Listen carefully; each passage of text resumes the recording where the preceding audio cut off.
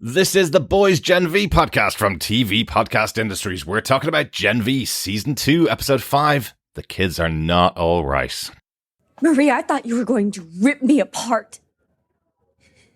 What you did to me. Cipher was right. About you. About your powers. He's not. Marie! He's not right. I beg to differ.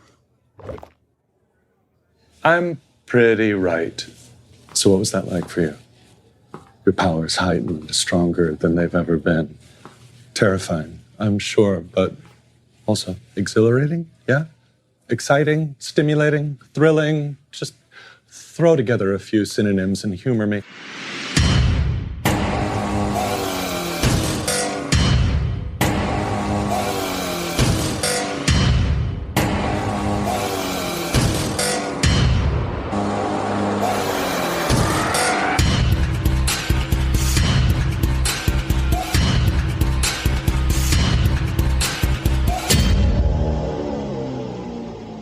Welcome back, fellow girls and boys, to the Gen V podcast from TV Podcast Industries. We're back on the 5th episode of Gen V Season 2, The Kids Are Not All Right. I'm one of your hosts, Derek. And rounding out this duo of dynamic Gen Vers, I am Chris. Welcome back, Chris. Thank you. We have been joking about the fact that yourself and John are never on the same podcast, so you're actually just the same person impersonating each other's accents. Yeah, and neither of them are good. Yeah. So could you give us your best John there? Cold blind? No. Wait, hold on.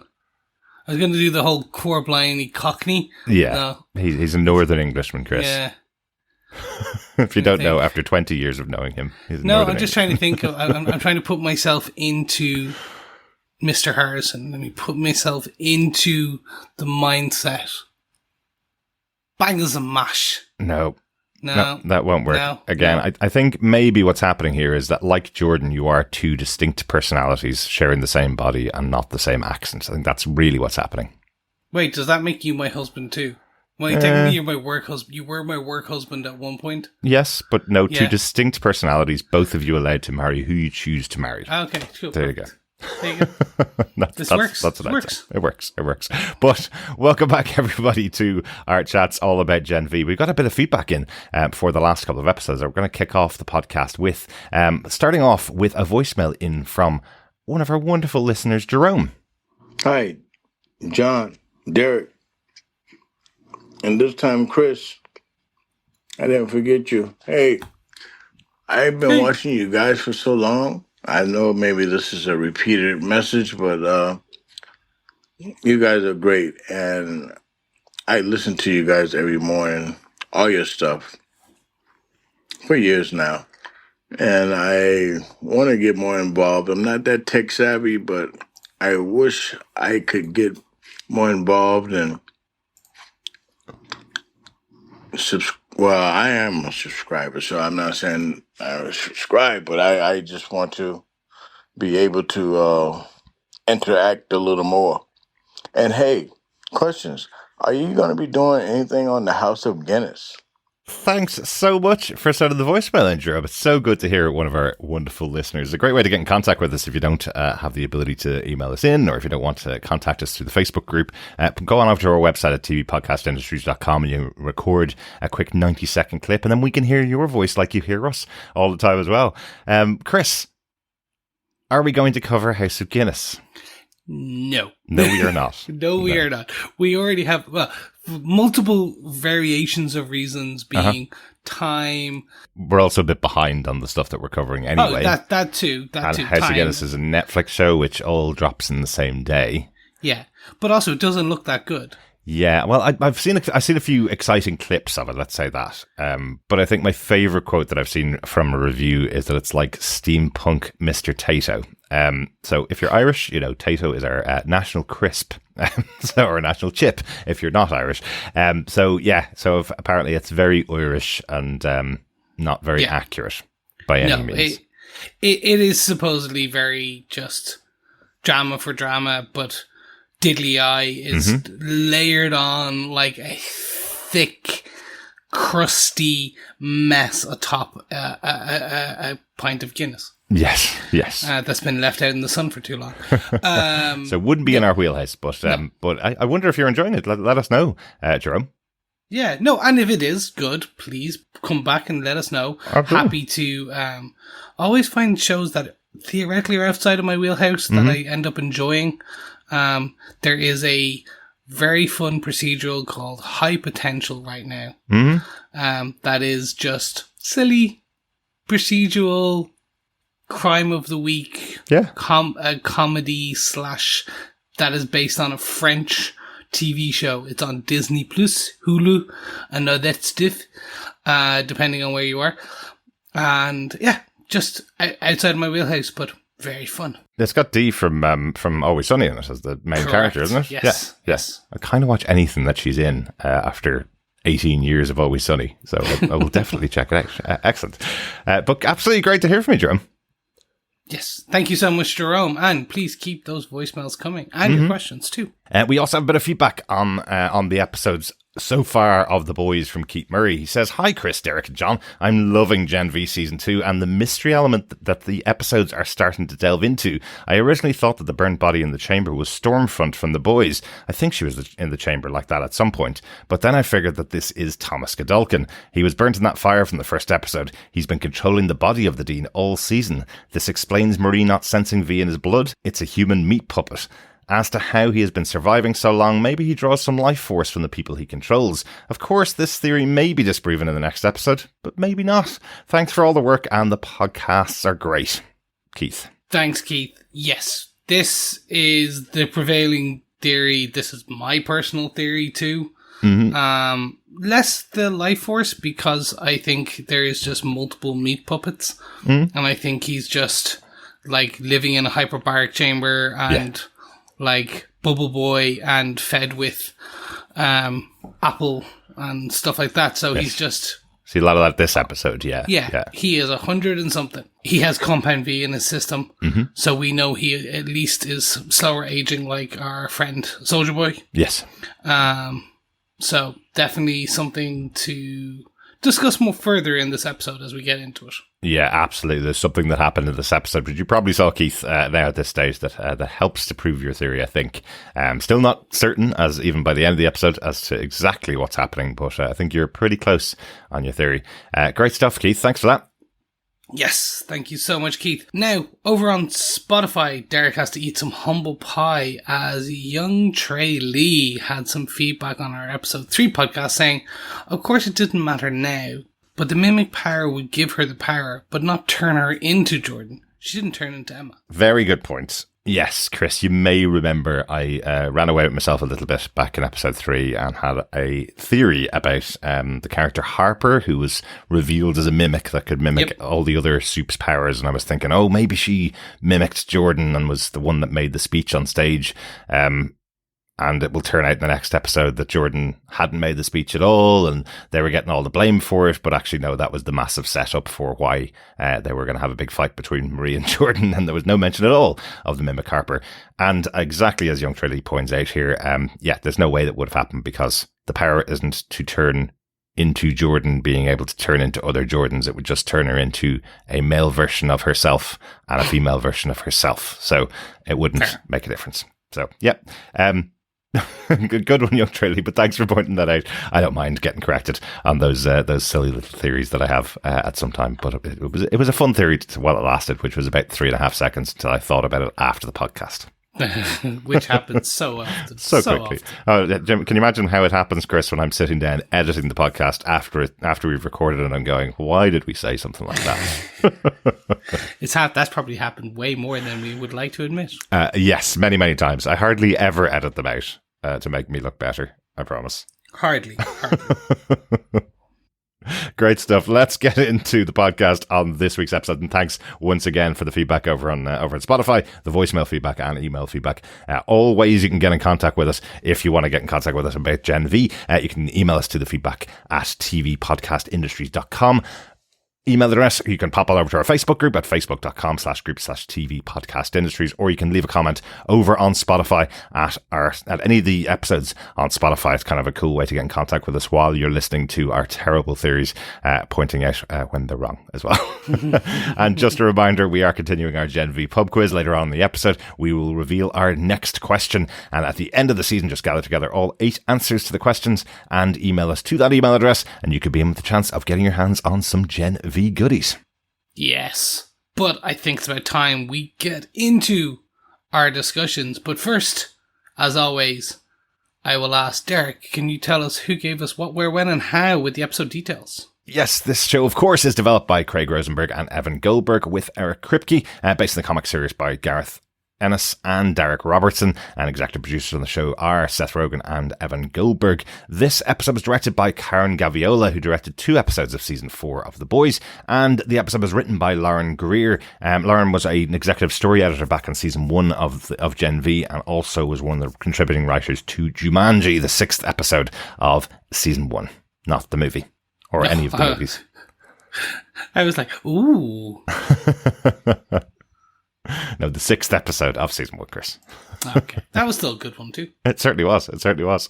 And Chris, in John's absence, do you want to give us the synopsis for Gen V season 2, episode 5? The kids are not all right. Crikey, sure. No. That's Crikey, Australian. Chris. Australian. Sure. You've never even been to Australia. This is what we're sticking with. John is now Australian. Okay. 1 month ago, Dean Cipher was looking after his father when Sister Sage arrived to give him a housewarming gift. She playfully slapped Cipher, and then they had sex in the bathroom as the Dean's incapacitated father watches on. After using her expanded power set to beat Jordan at Unsafe Spaces battle, Cipher forces Marie to continue training by threatening to take her and her friends back to Elmira with Cate, whom he had imprisoned. Knowing how terrifying the detention center is, Marie convinces Jordan and Emma to rescue Cate. Emma is scared they're going to get captured without a very strong soup on their side. She tries to recruit Sam to join them, but he refuses, since he has returned to his childhood home trying to make amends with his estranged parents. Sam's trip home is full of revelations. He had always believed the compound V inside his body is what broke his brain, but learns from his mother that they handed him over to the vault because they were scared of what he might do when he was a child due to what his mother believes is hereditary mental instability. Meanwhile, at the attempted prison break, Marie, Jordan, and Emma enter Elmira but are instantly captured and placed in cells inside the facility. Back at Godolphin, Polarity confronts Cipher about the death of his son Andre. The Dean unabashedly tells him that he died when Cipher tried to enhance his powers. At home, following the revelations, Polarity suffers a serious and severe seizure and falls to the ground. To try and persuade Marie to finally give in to his training, Cipher shows her that he is holding her estranged sister Annabeth. Working together with Cate, the group escapes their cells, but when they reach Annabeth's cell, they find her dead. In her grief, Marie's powers develop further, successfully manipulating Annabeth's cells and blood to revive her. Good correction there, Chris, on the synopsis, because it's so difficult when they're in cells in a prison and you're dealing with cells of blood as well. Yeah. So, yes, well done. Thanks for that. But yeah, what a moment. We've got the resurrection powers of Marie on display in this episode. Whoa. She's essentially Lazarus. Well, she's essentially Jesus. Yeah. Lazarus was the resurrected one, Chris. So Annabeth is Lazarus, I guess. Yeah. She's gonna turn her blood into wine very soon. Then. Yes. Yeah. I think that's how the miracles worked in the Bible. It's been a while since I've read it. Yeah.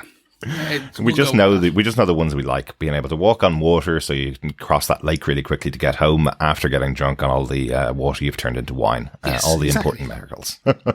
Great stuff. Well, I think it's time to get into our chat about the points that stood out to us in this episode. As usual, we talk about our minor moments, the freshman moment, the one that stood out to us and maybe may never get out of our heads. We talk about our sophomore moment, the medium moment from the episode, and the major moment in the episode. Chris, do you want to start with your freshman moment for the episode? Sure. It's a quick one, but it is one that's going to stick with me, which is essentially Cate getting put into Elmira. Yes. And the fragility of the character. And again, the actress herself is just really portraying it well. Yeah, Maddie Phelps is great in this, yeah. Yeah, as they strip search her, they remove her wig, they remove her arm. And again, even just the invasive cavity search, I'm assuming is the best way of putting it. Yeah. And then they get her dressed, but like they won't even give her some privacy to turn around. I understand this is what happens in jails. Absolutely. And that is what one of the things the boys is good at, which is sometimes shining a light on society and things like that. And see, this is what we see. The character of Cate tries to use her powers, goes very badly. Yeah. That security guard is never going to have kids. Nope. That is a serious shock to the system. It certainly is. Yeah, it certainly is. Wow. She, I don't know whether I'd rather be controlled by Cate when she had control of her powers or now, because it seems like what happens to someone when you get controlled by her powers now is way worse than it was when she controlled you and you just didn't know what you were doing and you just felt compelled to do what she told you to do. Now you'll end off having sex with a gnome or frying your own genitals with an electric rod. Like, that's not good, is it? No. Really is not good. No. And then the guy later on stuffs the keys into his own eyeball when she asks for the keys. So yeah, it's like when she tries to push someone now, she pushes them over the edge into horrific territory, really, doesn't she? I think it's just the chaos and randomness of her powers of like control. It's like she said, grab your keys, put them in and let me out. Yeah. And grabbing your keys and letting me out is not putting the keys in the lock. It's putting them in your eye socket. Yeah. Key socket, eye socket. It's close. I don't know. But anyway, that will stay with me. Yes, it's the visible viciousness of Gen V. Yeah, and I think also, as you say, Maddie Phillips plays such the role so well here, and she's been in such a privileged position in God You. You know, that she doesn't really realize that she's in a prison here. She thinks the dean sent her into detention almost, but it is a detention center as opposed to actual detention. So when she's told to strip and have a strip search, she's kind of going, as you say, she's asking for privacy, and you don't get privacy when you're being strip searched in case you're carrying a weapon. Like, you know, that would kind of defeat the whole purpose of it. So she just doesn't realize the situation that she's actually in here. And I love that is talked about in the conversation between Marie and Jordan and Emma, that they're all very strong people, they're all very strong characters, but every bit of that fell away when they went to this place. So Cate's about to have that experience, basically. So, yeah. Jordan cried themselves to sleep every night. Exactly, yeah. Definitely. What about yourself? What's your freshman moment for this episode? I think the one for me that I'm going to talk about is the revelation about Andre. Conversation between Dean and Polaris, Dean Cipher and Polaris over dinner, I guess, sort of, where once again, Dean Cipher is surprisingly candid about how everything has happened. He knows everything that's going on. He knows that Polaris has been investigating him. He knows he's been talking to everybody in the school, everybody that he can get his hands on to find out more and more information about what the dean is doing. His investigation is not a private investigation that Polaris might think he's having. And he knows he wants to ask about what happened to Andre. We've heard previously throughout the rest of the episodes that Andre was trying to escape from Elmira, trying to save everybody, and they have told us, the other characters have told us, that him trying to keep the doors open for too long led to him effectively dying from pushing his powers too far. Dean Cipher here says, no, it was an experiment conducted by me. I pushed him too far and his body wasn't able to take the pushing that I was doing to him. And he died because of that. Sad, but that's the experiment, basically. Then he does the thing that is definitely going to stay in my head after this episode, where he stabs himself in his own hand, then stabs Polaris's meat, which he's just ordered for his lunch, and leaves the room, saying, now you've got the information that you want, basically. So it's another odd moment for Dean Cipher, and it's another moment where you question whether this person is the person that's actually talking, or is, as our feedback said, and as you mentioned earlier on, is Dean Cipher just a shell of a person being controlled by someone externally? Yeah. Like as we've speculated, Thomas Godolkin, you know? Exactly. Meat puppet. Yeah. Literally. And that's what a meat puppet, you stick it with a knife. No, and that one does stick. And I thought that was that line that he gave to Polaris was just a way to almost incite Polaris to do something. Maybe, yeah. But we learn later that is backed up by a character when they're back in Elmira. That the wording they use, and we'll talk about it later, it's just very much that, he pushes all of them there. Yeah. Anyone who's in Elmira is an experiment to him, and it's a controlled experiment, whereas in Godolkin U, they're not. There's less control. Yeah, well, they can walk out of the room and come back later. If you're in the prison, you have full control over them, and it is an experimental prison, effectively, very similar to what we saw underneath God U last season with Dean Shetty and what she was doing. So regardless of what the protestations, I guess, from Dean Cipher about him being a better super Dean than Shetty was, because Shetty was trying to create a weapon to kill them all, he's trying to create a weapon to potentially kill all humans or do something. We don't know what his outcome is, but he's doing something very similar to what Shetty was doing, experimenting on the teens that are going to God U. Yep. But yeah, that is my moment that sticks out. I'm not sure whether I'm going to eat a steak this weekend. I do like bloody steak, but not when human blood is mixed in with it through the knife. Yeah. Why couldn't he just stab a piece of the veg or something? And it was Wagyu. I know. Wagyu beef as well. I know. Not That's great. expensive. Yes. No, not at all. I love when he actually says when he's walking out, you can finish your dinner. It won't bother me. Like, I'm not going to finish that. I don't care how bloody expensive it was. Anyway, let's move on to our sophomore moments from the episode. Again, Chris, do you want to take us away with your medium moment from the episode? Sure. I do want to talk about this Sister Sage and Cipher. Yes. This our moment. Cameo from this episode, yeah. Yes. I was not expecting Sister Sage. No. So they had told us in marketing that there was going to be characters crossing over. Yes. From the boys back and forth. Absolutely. From the boys universe, I should say. So the boys proper and Gen V, we'd seen Cate and Sam. We had seen Cate and Sam cross over at the end of the boys last season, and we had heard that other characters would be crossing over, vice versa. Yeah. And we've seen Starlighter already. I was assuming Homelander would pop in again at some point. Sister Sage was a unique choice for me. It makes sense when you start to think about it. Absolutely. But Sister Sage, and then the having her kink on Joe, is an interesting turn of events. So this does very much. Up until this point, I had just started to think that. So Cipher was Cipher, and Godolkin, maybe the son of Godolkin, who had been implanted with V and things like that. The terminology of meat puppets, the scene in the bathroom where Cipher is cleaning Godolkin's body, Sage comes in, they have a conversation, Sage and Cipher have sex, in very much cooking Godolkin.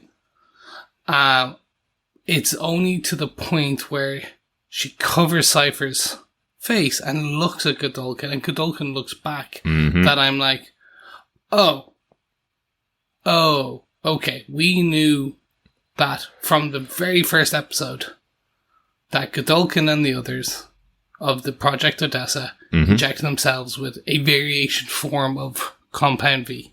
Now, Godolkin we're not 100% on. Yes, exactly. But He tries to stop all the rest of them. They all die. Yes. He doesn't reach the alarm in time. We think this is his burnt up body, yes. Yes. So what I can make some assumptions is that essentially because he was burned to a crisp, some form of Compound V got in him somehow. Yeah. He injected himself because he was going to die or whatever. And essentially he has the power to essentially control puppets, or people like puppets. That is his power. Yeah. Because it does feel like in that sex scene with Sister Sage that the reason why she's covering Cipher's eyes is that she's making eye contact with the person that she's having sex with, which is the body in the bath, effectively. Yes, exactly. That she's not having sex with the body that she's on top of. She's having sex with the guy in the bath. So she's 100%. making eye contact. It's such an interesting and messed up Gen V way of thinking, but yeah. Yeah, and but then it starts to actually connect, and you're like, oh, okay. Cipher's a way of decoding something. So essentially, Dean Cipher is essentially a meat puppet, and the way of the power of Godolkin that he gets is the power to decode and control and read someone. Yeah. That type of approach. So I was just like, okay, this is a really interesting way. And it all stems from, as you said, it's the most boys' way of telling us that because Sage and him have sex. And do the nasty in a way that I'm like, oh, right. Yes. There you go. You've given us all the points. Now, it's just an interesting, very much just a interesting boys moment. Absolutely. And I think, the fact that it is Sister Sage here and not any of the other characters within the boys universe, it says a lot, because what we've heard so far is that Marie could potentially be the most powerful of the Supes, more powerful than Homelander. And what we know for an absolute fact from how Sister Sage acted in season 4 of The Boys is that she is not going against Homelander. She is doing everything she can to keep Homelander in the power that he is. She told him, trust me, I will get you there. It may not look like I am, but I am working for you and working with you because it's fun. It's the most challenging thing in the world to keep someone like Homelander in power, and she's enjoying that challenge. So that's the really interesting part. I think we hear again here that Sister Sage is now the CEO of Vought as well. So she has taken over that position now, so she's gotten that prime position by doing everything that she did in season 4 to get Homelander into the leadership position that he's in now. So I would suggest that the fact that she's here does change that conversation that we've heard, that Marie may not be more powerful than Homelander, may not be being set up to beat Homelander, that there's another plan in there with Sage, because she's always got 4, 5, 6 steps ahead, right? You should do it, yeah. And we'll discuss Marie later, kind of as our kind of senior moments. Absolutely. But yeah, that's my medium sophomore moment. What about yourself? Excellent. I want to talk about Sam, because we missed him last week when he wasn't there.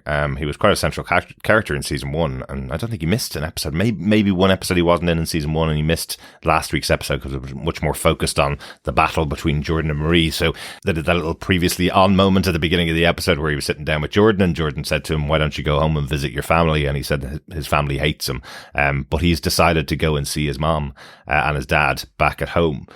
And I really like this because it does put into context, I suppose, the whole story of what's happened to Sam. I really like that there's this relationship between his parents, that effectively they thought he was dead when Vought took him away. They had a funeral for him. The father describing that his mom didn't talk for an entire year after they learned that he was dead because she was unable to process what had happened. And then they lost Luke, his brother. It was the character played by Patrick Schwarzenegger in the first season.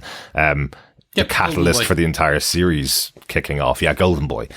He was called back in episode 1, but they lost both sons, and then he turns up in their house.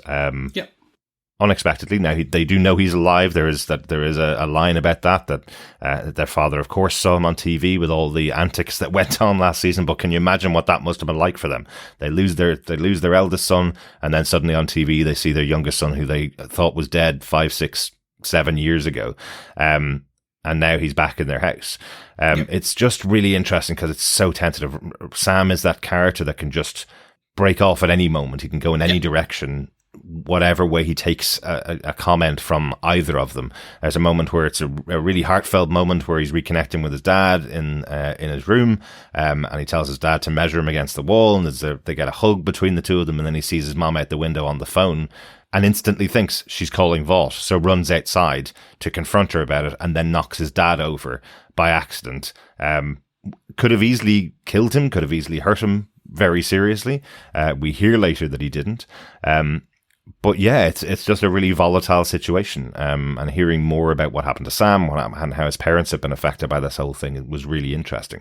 And the big revelation that comes out of this, Sam has always blamed V for what happened to him. He's always blamed the compound V and what Vought did to him for the type of person he is. The fact that he sees crazy puppets when he's thinking he's interacting with the world around him, everything's talking to him in puppet style. And it turns out that actually is something that could be hereditary, or at least within the family. His mom describes to him that he had an uncle who when he was young, took a gun out, walked into a petrol station and opened fire. So she didn't want that to happen to someone like Sam, who had a very similar pre-existing condition. So she thought Vought was the answer to that. She thought playing him full of compound V might be the way to control him. Yeah. And her messed up genes, as she says. Yeah. And she takes the blame for it, through her genes. Yeah. This is huge. This whole thing. It does go through an arc as a mini story, in that you think something's up, you think there's an issue, you do think she might be onto Vought. You do then learn that they went to Godolkin to see Sam and were told by Vought Sam did not want to see them. So that's why additional contact was not made. Yeah. It gets then to this point about some deep mental issues, genetic. And you're like, wow, this is an interesting bit where, her brother was already an issue and had problems and was unknown. Was he taken out by the cops or taken down by the cops? She says you were taken down by the cops. I wasn't sure how that meant that the cops then killed the brother or took him, arrested him, but there's a variation on that. Yeah. I think we're led to believe it could be either. I think it depends on how long the series goes on and whether they need an uncle character that's similar to Sam to connect with, or whether they're going to end it this season and not have to have the uncle character come in. But they've let their take it down or taken out. Taken out would probably be he was killed. Taken down is probably he's been put in a facility somewhere for Sam to meet him at some later stage if we need to have that character on the table. Exactly. And I think it then gets into the genes, and she thought that Vought and Compound V would potentially solve the issue, where actually it compounds the issue, literally, because when you give someone with those mental characteristics, super strength and vulnerability, the power of flight, and other stuff, it gets weird. It absolutely can, and it does certainly for this character. Yeah. Poor and Sam. we see just the accidental issue where we see Sam. I don't want to say lashes out, but it is essentially he lashes out at his dad as his dad just tries to calm him, and I hear a crack. It was enough of a whack, so I was like, "Oh, that dad might have some broken ribs, or at least." Sprained ribs after that point. And it's just an interesting pickle that they've kind of thrown onto this. Absolutely. And you're right, there was a moment where I was kind of going, there's a reason his mom's the only one coming to him, and yeah, your dad's fine. He's no problem at all. He's just resting up inside. I'm going, oh no, I don't know whether it is or not. I'm still unsure whether she was making that call to Vought or not. That Sam catches through out the window and confronts her about. I like that they've kept it, that we're seeing a lot of this through Sam's eyes, so we're seeing how he's reacting to things. And it's still a possibility that she's not on the level, that she's lying to him, and that, she's working for Vought in some way. That's still entirely a possibility. So yeah. I love that they keep those possibilities on the table. There's no flashback to the moment that the original thing happened and had them all crying, giving him up to Vought to correct it. It's all in dialogue. The father's kept off screen after Sam knocks him over. So yeah, all these things could again be possibly twisted to control Sam again, because they do want Sam to be on their side again, right? They want to keep him as this massively powerful character that's working for Vought, right? So he is pretty invulnerable. Like, we learned that from the garden in season 1, where a lot of the tests done on him via his blood and his cells and stuff showed how impregnable his biology is. Vought, could be wanting him back, going, can we please, get him? Thank you. Send him back to the sleeper agents that we called his parents. That's his home address. Yeah, sure. But I also thought when he landed outside his parents' house, and you see the concrete crack underneath his feet as he lands from his flight there, I was reminded of Homelander for the first time with Sam specifically. It's like as if he is that unhinged power is similar to Homelander. He doesn't really care about the concrete outside someone's house. He's not delicately landing outside like Superman would. He's landing with real forceful power like Homelander would to make a statement, So I'm wondering what's going to happen to Sam. But really cool to have this kind of side story with him and him down there with his parents. And also interesting that he turned down the offer to go and save Cate along with Emma and Jordan and Marie. Emma called him up and he said no because he's down here doing this, and because Cate messed with him as well. He's not really a friend of hers. She was just pushing him to do what she said effectively and calming him using her powers. So interesting what came to mind from Sam was just, no, it's fine. Thanks so much. You go off. Best of luck to you. I'll see you again soon, hopefully. I think this is the catalyst for him to become a good guy. Maybe. The fact that I think that what his mum is basically saying is, no, look, what you choose to do now is how you choose how you control your powers. And it's how you control your issues, how you control your problems, your genetics, be it your powers or your thing. I think that's going to be the catalyst when he finds out that the kids are taken. And because they set that up quite nicely. They did. Which essentially... the Mimic's brother, who can fly and is a stoner, essentially Emma and him share a moment, and she tells him to go to Polaris. Yeah. There you go. Bish bash bosh. If you don't hear from me in 24 hours, go to Polaris. And Sam's also been told they're going to Elmira. So 2 people know where they are. 2 very strong and powerful people, because they said brother Greg is quite powerful and he could take Sam's place potentially going to Elmira, but he's left behind, and he's told that in 24 hours if they don't come back, go and talk to Polaris, who we know has had an incident and is on the floor of his house as well. So that's a way of saving Polaris and a way of knowing somebody might be coming to Elmira to get our heroes out as well. So that's good. Yeah, well done for setting all that up. That's great. There you go. Excellent. Let's get on to our senior major moments from the episode. I think I'm going to start this one, if that's all right, Chris. Yeah. You set it up well. Yeah, my major moment is the death and resurrection of Annabeth in Elmira, but really it should be the breakout of Elmira and the plan to get the plan to free Cate. But God, that goes down quickly. It's about 3.5 seconds.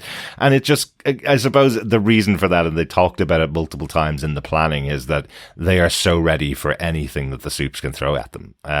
They don't realize they're college kids. Yes, they have powers, but they're college kids. They don't realize how many decades, almost a century, that Vought has been dealing with people like them, acting out, using their powers.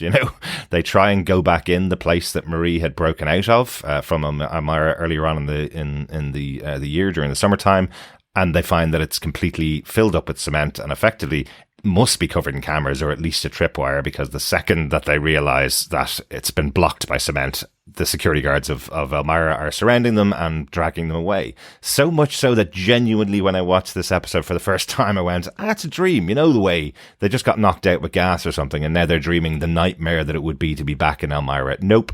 The nightmare is made real in 20 seconds. You know, they can't do anything at all. They're back inside. They've all got their powers, doxed by Dr. Golds. They can't use their powers. They are stuck inside. So only Marie is kind of given a shot on anticoagulant to stop her using her power. Mm-hmm. The other two have just the shock collars. Yes, exactly. And then Emma is in a plexiglass cell that just no holes where she can get out, and she Yeah. can't shrink, or else she will be shocked as well. So so sorry, they haven't had their powers removed. Of course, sorry, I didn't mean it to make it sound like that. I just meant that they have had they're put in the position just like they were over the course of the summertime, where they were stuck in Elmira. None of them can use their powers to get them out of there. They are all stuck in there. So that was the big surprise to me, I suppose, because you're thinking it's the Prison Break episode. They were already in prison. They broke out of prison off screen, or at least Marie did. The other two were taken out of prison, and now they're back in prison again. You know, makes you realize, I suppose, how powerful Vought are and how much abilities they have to stop a soup if they really want to. And it's great because again, it shows how much I love the character of Emma, where the flashbang smoke kind of trank grenade, gas grenade goes off. She goes, "I told you it was a trap," and then passes out. Yep, that's Emma. 100%. Yep. She said those things. Yes, and I do enjoy. You're right. It's all quickly set up, and it's actually from that point where we learn from Cipher that Elmira is just a massive experiment for him with controls and stuff. So as we learn more and more about them and what they do in Elmira and stuff, you can say, if a rat finds a way out of a maze during an experiment, they block that. Yeah. And that's happened here. Exactly. They just basically put the 3 rats back into the rat race, the maze. Yeah.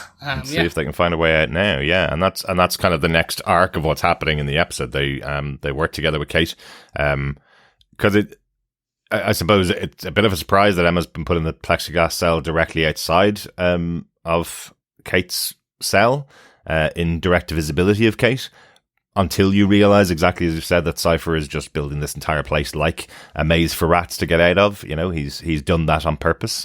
You know, he wants them to break out. He wants them to feel like they're free, and then wants to pull the rug out from underneath Marie specifically, by showing her the body of her sister Annabeth. He's already introduced her to the fact that she's in the prison. She knows exactly where Annabeth's being held, so that when she does try to break out, he knows exactly where she's going to go, and he's left her body there effectively, to push her into using even more power than she's ever used before. So it's such an interesting, again, another interesting way of telling this story. You see Marie pulling every piece of power from around her. All the girls that are around her, all of their noses are bleeding from the exertion that Marie is going through trying to resurrect her sister Annabeth. And it succeeds. Yeah. This is the one I was like, I want to know more. I want to know the X-9. Absolutely, yeah. It's just what exactly? Because I thought it was just she was a blood bender. She could control the cells within blood. And I think we're learning more and more, which is like, hold on, maybe it's not that. It goes beyond. Yeah, I think the big thing about this show and this season, and this is what you always do in a season 2 of a show. If you're getting a season 2 of a show, you expand the mythology significantly. Yeah. You know, the moment when Dean Cipher was talking to all of the soups, who he was training on in his program, but specifically Marie, where he was asking them all, how does your powers work? And they tell him what they do as opposed to how they work. He doesn't care about how they work for you because that's how you've learned to work them, you know. He has been disgusted by the idea that Marie cuts herself to use the power of her blood, and turns it into these, you know, chains and whips and other weapons. That's what she's been doing because that's how she's learnt to use it herself on her own. But if she understood what it is that her power actually does it control, as you say, the blood cells? Does it control the red blood cells as opposed to white blood cells? What does it actually do? What is it that her power really is behind it all? In this case, does she have a blood clotting ability? Is she able to force blood back into the body to bring someone back to life, push it around the system long enough to bring their heart back to life and resurrect them almost? Is that a power that she has? And he's taken it to the extreme by actually killing Annabeth in the room. They test her and see she has no pulse, but she creates a pulse by effectively... I think, anyway, by effectively pushing the blood back round her body because she hasn't been dead very long, I suppose, would be the reason for that, which, again, tells you something else about Dean Cipher. He's watching them the whole time. It's not like her body's been there for a day and a half or for a couple of hours or directly after they left the room. They obviously have been watching on. They know how soon they're going to get to the cell to Annabeth's, but I doubt she's going to be going around resurrecting loads of dead people from past seasons. I think it is something that you would have to be very close to the death of the character, and then she'd be able to resurrect them. But it's quite a big cliffhanger moment for the episode. Yeah, no, and it does really set up nicely the next 3 episodes as a kind of the next episode is the actual get out of Elmira. Or is it? Yeah, well, I think it is, and then I think the 7th is essentially the pre-finale where you set up all the characters, and then we have our big finale again. See, I'd say I don't know. I feel like they've burnt the bridge to get out of the prison by stopping to save the life of Annabeth. Remember, the alarms hadn't gone off. They were questioning. Hang on a second. This seems pretty easy. The alarms haven't gone off for ages. They suddenly go off as if someone's going, oh, they've noticed the alarms aren't going off yet. Oh, they've noticed the security guards haven't been released yet. Push them down that hallway to go to Annabeth and save her now, and then we'll swarm around them. I think they're going to be back in their cells again at the start of next week's episode because that's exactly where Dean Cipher wants them for the moment until he's got his plan in motion, I think. I think so. I think you're right. I think it's just, I think it has to end with them back out on campus at the end of the season. I think we're going to be out in the world. So I think we're going to have one episode back on campus, probably episode 7. Next episode will be a lot based around here, but who knows? These things move really fast. But I think by the end of the season, we will have them joining up in the fight with the Starlighters, so that they're ready for the return of the boys in season 5. Which moves into my major moment, which is, what is Marie? And that's kind of what we just chatted about there, which is I'm trying to understand what they're setting up with her. Because I'm playing myself as Jordan, which is like, what does he want? Just talk plainly. Like, Cipher is speaking in riddles, and he's just like, I'm like, one moment he said, you're stronger than Homelander, you could be more powerful. Power is subjective. It can be strength. I think people took it as strength. I think it's more than that now. So, and we know it's Project Odessa. She is the last, only living surviving that we are aware of. Outside of maybe the sister, Annabeth, maybe. We're not sure, but we can. That will be told more in the future. Yeah, because her parents' friends said Annabeth was born with no V at all, with no connection, no IVF or anything like that, no connection at all. But again, she's probably not that trustworthy either. No, so, exactly. Especially now that Annabeth is in the prison. Yeah, exactly. And I think what I'm starting to potentially think is that from this resurrection piece, we know that V cannot be separated out of the blood from Soups. Like, that's kind of what we've always been told. Like once V's in, it's in. Except unless it's the temp V that, say, like Huey and the rest of them take. Yes. Which is that one that just gives a human temporary random powers. And eventually kills them, yes. And eventually kills them. Yeah. I'm wondering if the whole reason that she can be more powerful is essentially is that Marie can potentially burn off V. She can remove V from someone's system. Interesting. Because she can separate, she can control blood cells. And we always say that you can you can see the V in their blood. It's part of them at a genetic level. Like, I think it's something to do with that, which is, yeah, she's more powerful than Homelander because she could essentially make Homelander human. Mm-hmm. Well, that could be cool, yeah. Like, she can turn off the V within people's systems. She could strip their blood of V. Yeah. Wow. And I think that's an interesting kind of piece where you go, oh, okay, well then that does make her the most powerful soup because therefore she can stop soups. She can negate powers almost. Love it, Chris. And I think that's a nice idea. It's essentially the kill switch. Yeah. We know Godolkin was involved in Homelander's creation, in Project V, in Compound V creation, all of that.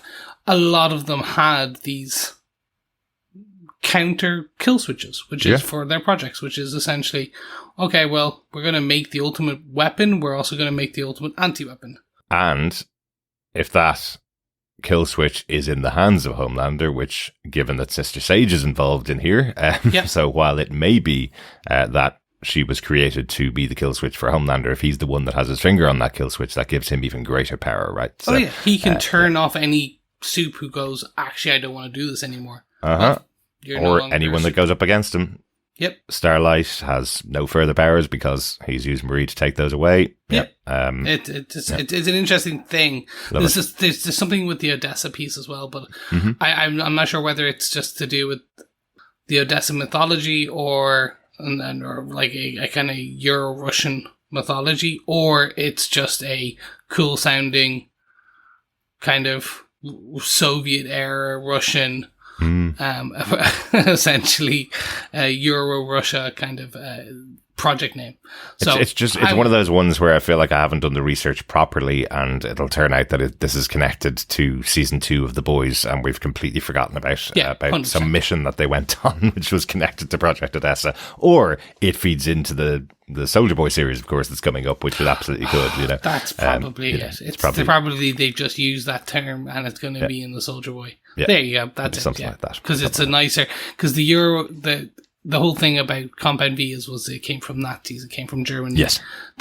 So I was like, what, that's a Euro-Russian Soviet? I was like, I couldn't connect. I think, it makes way more sense if you just go, well, we're going to put it back into World War II and we're going to make it a Soldier Boy. And we just haven't seen it yet. And we know Thomas Godolkin was a massive Nazi. So, So, yes.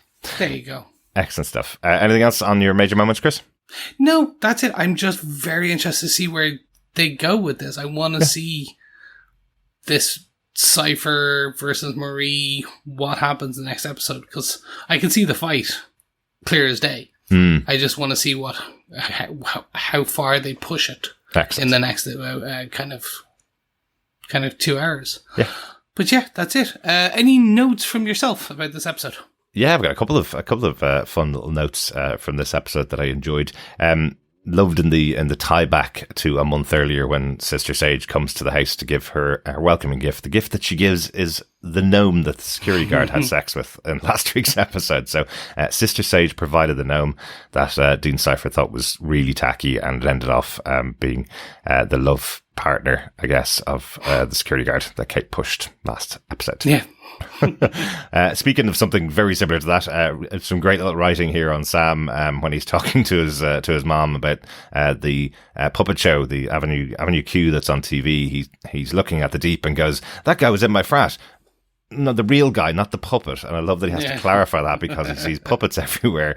And also that little fun little moment when his dad brings back the box of toys and takes out the stuffed toy of Maeve, and he goes, "Ooh, I wouldn't touch that. I've used that in my experimental phase." Oh dear.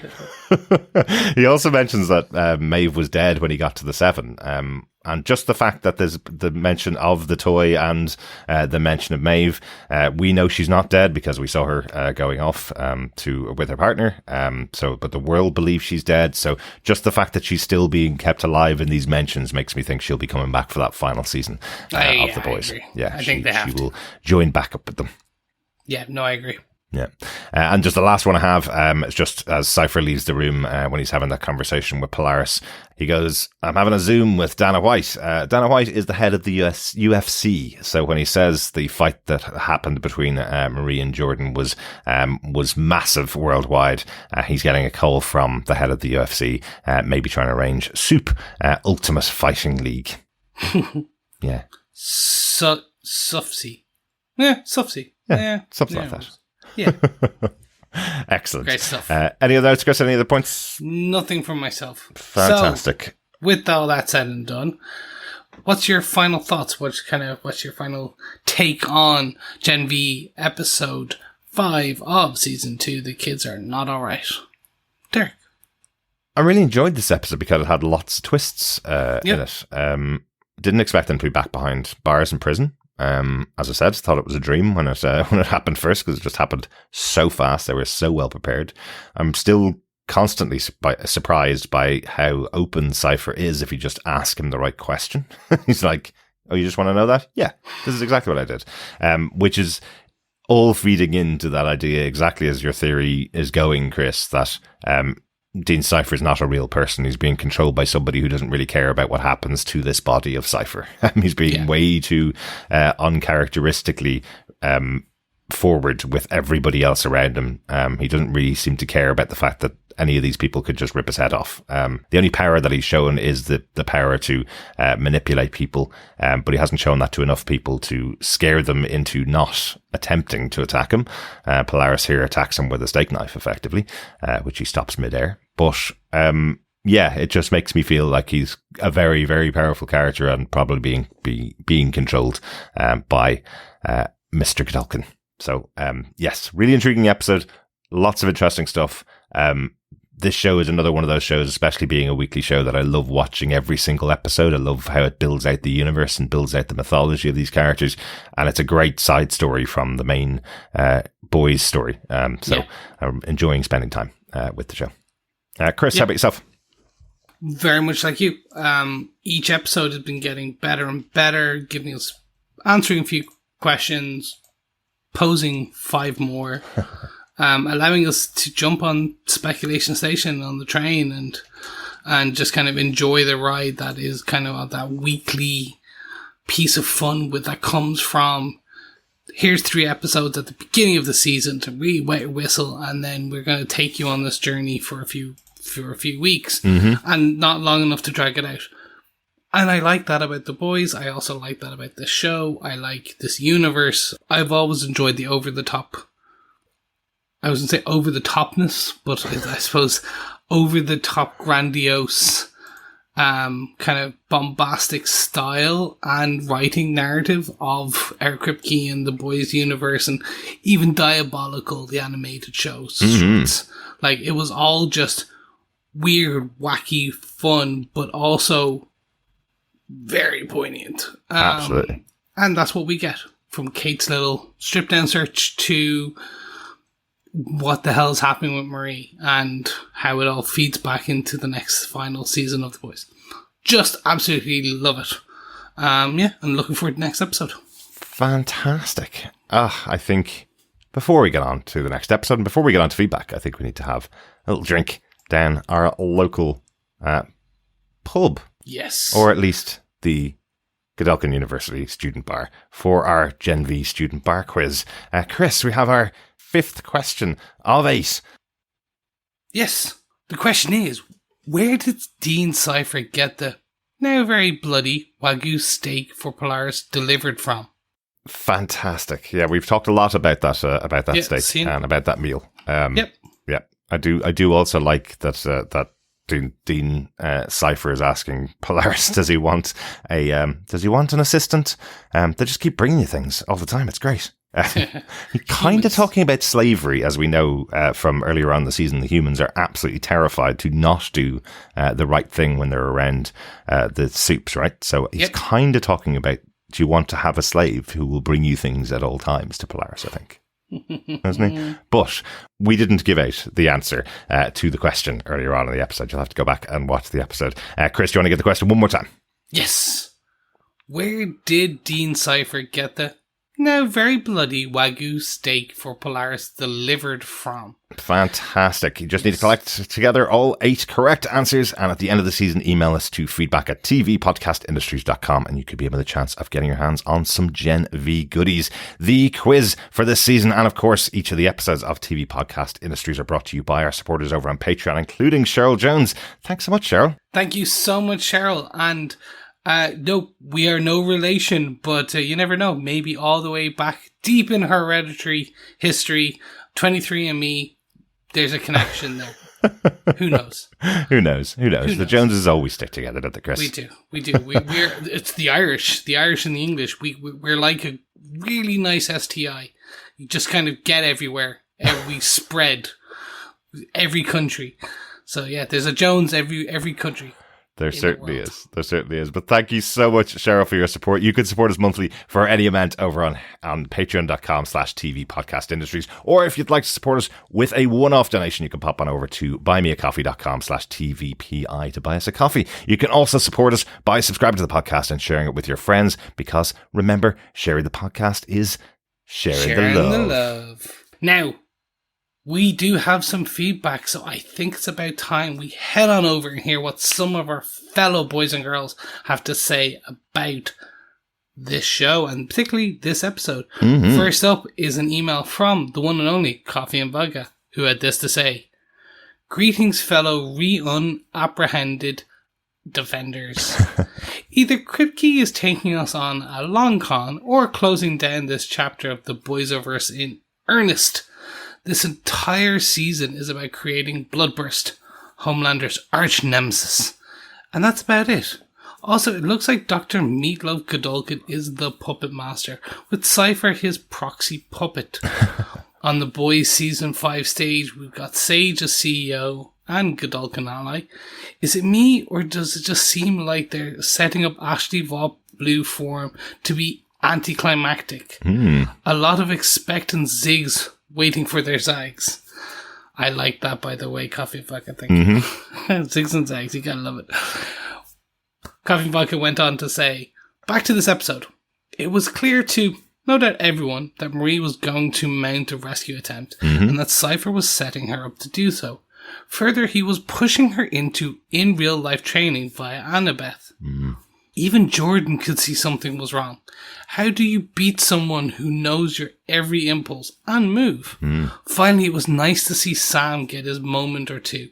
Remain unsure as to what Polarity's tangent is, and Emma was, as always, a true gem.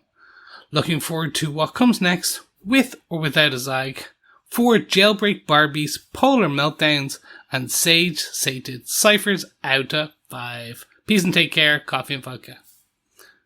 Excellent, Coffee and Vodka. You've just reminded me of one of my favourite Emma moments from the episode, when she looks at Cate, who's been stripped of all her wig and everything, and goes, "You look like Weird Barbie." It's so harsh. But so true. I love Emma. Thanks, Coffee and Vodka. Yeah, they are. I've given up with trying to usually guess where Eric Kripke and the likes go. I enjoy speculating. This is an episode where Chris has given a theory as to where he thinks it's going to go, of course. But in other words, I think I am pretty sure most of my theories are always wrong, because I am still going by what they did in the comic books and what we have very much seen for the last season and a bit of the Boysoverse. Gen V, and then the last one of the boys, is they do zig when everyone thinks they zag, because everyone knows they zagged in the comic books. Yeah. Or they do a ziag, which is a combination of zig and a zag. Wouldn't that just make it a straight line, Chris? Yes. If you zig and zag at the same They time, go just walk straight for the point. They know that Straight. it's going to end with the death of Homelander at the hands of Billy Butcher, and that's exactly what they're going to do. Yeah, pretty much. That is not a That's all spoiler we for the want. comics. I don't know how the comics ended. I didn't get that far, so I didn't read through them as the show has been coming out quickly enough for me to continue with it. Yeah, I'm laughing at another one of your comments here, Coffee and Vodka, where you call Godolkin Dr. Meatloaf. It does remind me of the Rocky Horror Picture Show, of course, as a mix of Meatloaf and Dr. Frankenfurter, which would be hell on earth, really. Yes. But he's just a sweet, sweet baby. He is. I just couldn't imagine Meatloaf being in those fishnet tights back in the 70s. Pretty sure it happened in one of the cinema. If anyone went to the Rocky Horror Cinema experiences, I'm pretty sure it did. Absolutely. Yes. Thanks so much for your feedback, as always, Coffee and Vodka. We hope to hear from you again for next week's episodes. On to Meryl Smith with her email in for this episode. She says, "Welcome, inmates of Elmira. What an amazing episode we just got, packed with compelling reveals that are clearly setting the stage for an intense remainder of the season, and possibly even laying the groundwork for The Boys Season 5. The narrative tension is building, and it feels like every character is going to have to navigate through one hell of a storm. Once again, I couldn't help but be reminded of the Penguin, especially that moment when Sophia was first put in Arkham." Oh, of course, very good. Oh, nice yeah, catch good there. callback. Yeah, I like that. Cate being brought into Elmira really echoed that vibe. It was a dehumanizing scene to witness. Maddie Phillips deserves a huge shout out here for her physical performance. She's truly talented. Side note, there's a great interview with her in Variety where she talks about that scene worth checking out. I'm curious how this experience will affect Cate going forward. Will it give her a new perspective on what her friends went through when they were in the facility? It was also great to see Sam again. I would have liked him to interact more with the cast, but his storyline on its own was solid. One of the things I continue to appreciate about this series is how deeply it explores the characters' psyches and emotions. It doesn't shy away from the complexities of this world they're trying to survive in. I did miss the Emma squad in this episode, but maybe there's a bigger plan in the works. Perhaps a future escape mission with Sam's help. That could be a fun twist. Meanwhile, Jordan went through the ringer emotionally. Both London Thor and Derek Liu brought real weight to the experience of Cipher being inside Jordan's body. That confrontation between Jordan and Cipher was a standout moment, possibly hinting at some hidden truth or deeper motive behind Cipher's actions. Speaking of Cipher, what a strategist. He's like a master chess player, casually revealing Cate's location in Elmira, knowing it would provoke a response and move the pieces exactly how he wants. Hamish Linklater is hands down the best addition to the series so far. I really hope he sticks around long enough to share a scene with Anthony Starr. That would be iconic. And then there's Annabeth. I knew she'd appear eventually, but I wasn't expecting it under these circumstances. She did a solid job, and I hope her character sticks around and gets more development. While Cipher's main goal seems to be unlocking Marie's full potential, it's clear the others may benefit as well. Maybe we're heading towards a level up moment for the whole group. I keep getting X-Men First Class vibes from this show, especially in the scene between Cipher and Polarity. It reminds me of that classic knife scene, very Magneto-coded. Also, seeing Sage again was a surprise. I wonder if this is part of her Phase 2 plan she teased at the end of The Boys Season 4. All in all, I'm looking forward to seeing how this mystery continues to unfold. The episode gave us 4 botched prison breaks, staples as salvation, and charcoal body bang sessions out of 5. Can't wait for the next one. Oh, I'm loving the ratings. This is really cool. Yeah. Thanks so much, Meryl. Hamish is hands down the best addition. Yeah. I think in my first episode back on for this season, I said that he'd choose the scenery, and I'm happy with that. Absolutely. There are some actors that you're like, okay, you can take a break. You don't need to. It's all about you. But with Cipher, the whole strategist, like there's something going on more behind the scenes. Hamish just embodies that. Absolutely. There is that sly smirk with everything said. Yeah, and I think John pointed out one that I can't get out of my head now. It's great though. Thankfully, it's not annoying at all. He pointed out how he pronounces some words just to let them drop a little longer than everybody else does around him. So listen to the way he speaks next time as well, because if you haven't noticed it so far, he just lets some words hang in the air in a really weird cadence. So it's a cool little touch that he does. So listen to the way he speaks. It's very cool. It's not. I don't think it's indicating anything else. It doesn't No. mean anything other than it's just an interesting affectation he's given to the character. It's quite a cool little touch he's given to them. Hamish Linklater is fantastic. He's absolutely loves the show as well. He's done some really great interviews where he says this is one of the most interesting shows he's done. The idea of this whole series being a story about kids in college resisting the world around them and standing up against the horrible forces that are trying to push them down. He said, how could I not be part of a show like this in the environment we're in at the moment? So he loves this. Nice. I'm really hoping he's in the new series of Carrie that Mike Flanagan is doing. Because he's now part of the Mike Flanagan verse. Mm-hmm. And apparently the only reason he wasn't in The Life of Chuck with Tom Hiddleston is because he was doing this. Oh, there you go. Excellent.